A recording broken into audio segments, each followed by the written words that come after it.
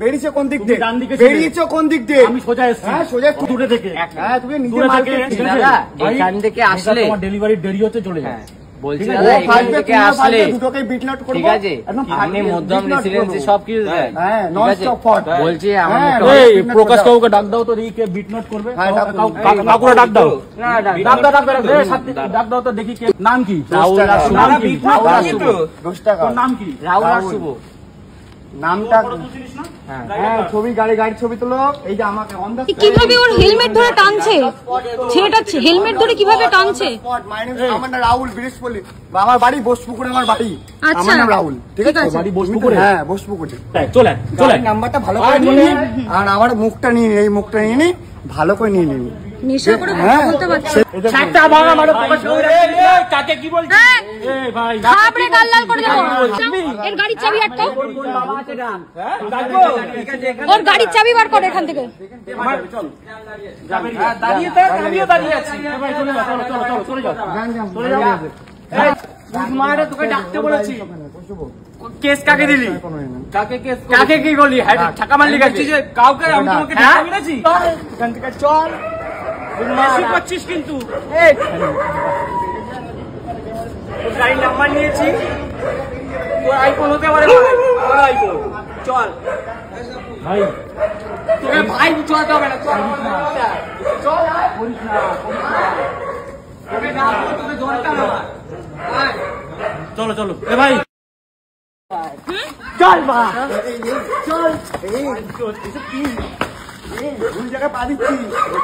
চল মারছিস কেন আগে বল? আরে কাকু একটু বেরোন না আপনারা। ও মারিনি, ও হাত তোলেনি। বললি না দেবো না, যা রেকর্ড আছে তোর ফোনে। দেবো না, গাড়ির চাবি যা, গাড়ির চাবি দেবো না, যা।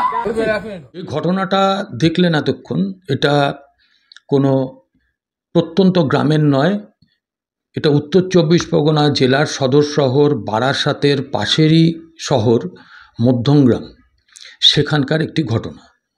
মধ্যমগ্রামের একদম সোদপুর রোডের গাই এই দেবদাসপল্লী, এবং সেখানে ওই যে গলির ঘটনা, ওখানে যিনি বসবাস করেন তিনি হচ্ছেন মধ্যমগ্রাম মিউনিসিপ্যালিটির ভাইস চেয়ারম্যান প্রকাশ রাহা। দীর্ঘদিন ধরে ওখানে জিতছেন, এবং ওই ঘটনার সময় সেই স্পটে খবর পেয়ে চলে আসে ওই প্রকাশবাবুর ভাইপো, একজন ব্যবসায়ী মধ্যমগ্রামেরই, সাত্বিক রাহা।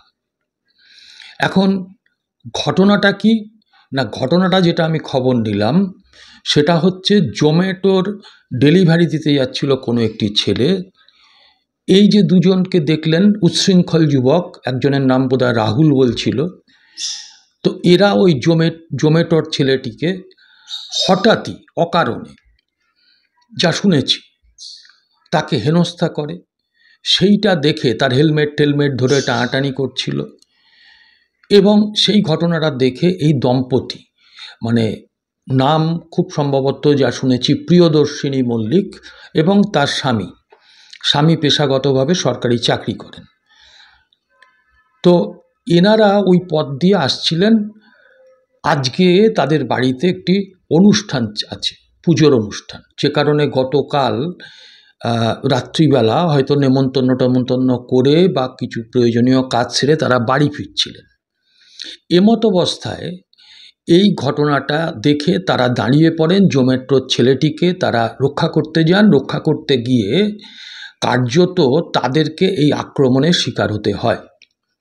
কত বড় ধৃষ্টতা, কত বড় ঔদ্ধত্য এই ছেলেগুলো। রাহুল বলে যে ছেলেটি বোসপুকুরে থাকে বলছে, তো আরেকটি ছেলে ছিল, নামটা জানা যায়নি। ভাবুন, রাত্রির 12টা, একটা ঐতিহ্যপূর্ণ জায়গা মধ্যমগ্রামের, সেখানে সবাইকে চেনে, সেইখানে দাঁড়িয়ে এত বড় ঔদ্ধত্য, না মানে প্রশাসন, না মানে পুলিশ।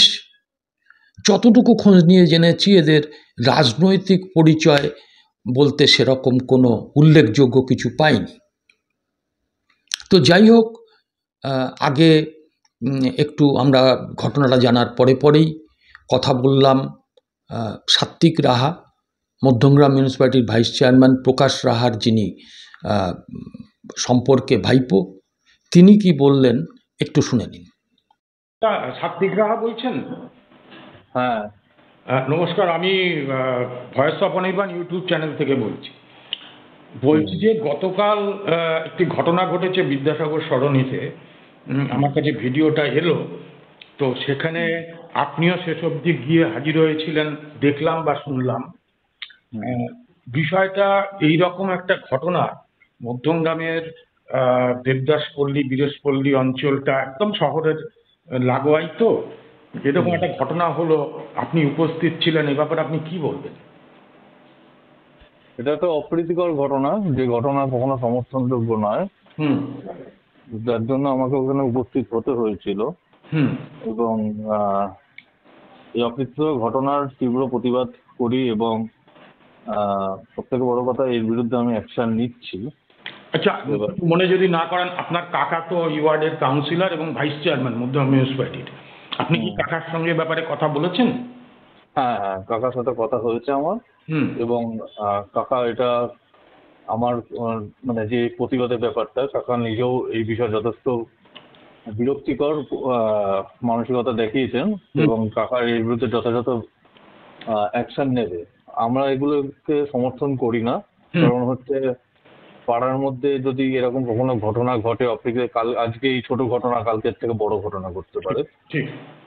তো সেই জায়গা থেকে আমরা এখান থেকে বলবো যে আমরা এখনো পর্যন্ত প্রসিডিওর আছে, সেই ভাবে ব্যবস্থা নেওয়া হচ্ছে এবং কাকার নির্দেশেই আমি এগুলো করছি আপাতত। মানে এই যে এখন পুলিশ কমপ্লেন ফাইল হবে এবং যারা ওখানে ভিকটিম ছিল তাদেরকে পুলিশের কমপ্লেন ফাইল করতে বলেছি। তারপরে আমরা ব্যাপারটা দেখছি। ঠিক আছে, আপনাকে অনেক ধন্যবাদ। আশা করব আপনারা যখন এর মধ্যে ঢুকেছেন তখন নিশ্চয়ই একটা বিহিত হবে এবং দোষীরা শাস্তি পাবে। ভালো থাকবেন। একদম একদম ঠিক আছে। এইবারে অনেকে প্রশ্ন করছেন যে গতকাল ঘটনাটা ঘটার পরে কেন তারা থানায় গেল না, কেন আজকে যাচ্ছে। দেখুন, আমিও খবরটা এইমাত্র পেলাম এবং কিছুটা আমি আমাদের মধ্যমগ্রামের একটি স্বনামধন্য ফেসবুক গ্রুপ মধ্যমগ্রাম নাগরিকবৃন্দের থেকেই দেখলাম। দেখার পরে আমিও বিষয়টা নিয়ে একটু খোঁজ খবর করে, আপনারা যারা আমার দর্শক, আমার সাবস্ক্রাইবার বা ফলোয়ার, তাদেরকে জানাবার জন্যই মূলত এই ভিডিওটা করছি। তো ওই প্রিয়দর্শিনী মল্লিকের সঙ্গে আমি যোগাযোগ করতে পারিনি, কিন্তু উনি যে ভিডিওটা করে ছেড়েছেন, এই থানায় কালকে না যেতে পারার কারণটা একটু শুনে নিন। আমরা পুলিশ স্টেশনে গেলাম না কেন? আগামীকাল আমাদের বাড়িতে ভোরবেলা পুজো রয়েছে, অন্তত শখানেক লোক নিমন্ত্রিত, আর বিশ্বাস একাই হচ্ছে সবটা দায়িত্ব নিয়ে করছে।